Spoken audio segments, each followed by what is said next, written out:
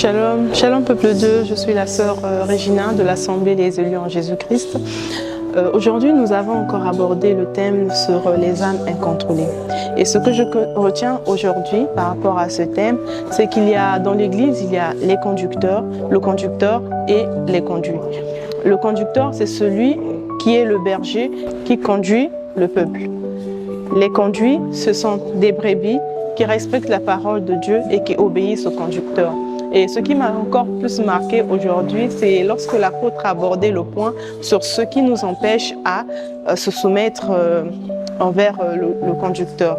Et les points qu'il a élaborés, c'est en première position, c'était la position sociale. C'est-à-dire que lorsqu'on est chef au boulot, par exemple, lorsqu'on est directeur, notre statut nous empêche au fait de pouvoir obéir.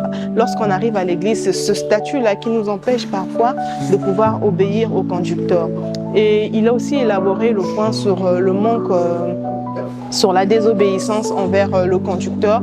Le conducteur peut nous donner une conduite à tenir aussi par rapport à notre foi, mais de la manière dont on le voit, c'est ce qui nous empêche au fait de pouvoir obéir à ce qu'il nous dit. L'intellect aussi est un point qui peut nous empêcher à être obéissants au conducteur.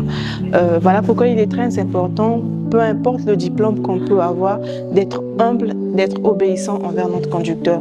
Nous avons l'exemple de Paul qui a été bercé toute son enfance dans la loi, mais qui n'a pas été orgueilleux devant les apôtres. Il a été humble devant les apôtres afin de pouvoir encore s'enrichir. Et je vous invite vivement à suivre totalement l'enseignement sur notre page Facebook et sur YouTube. Que Dieu vous bénisse.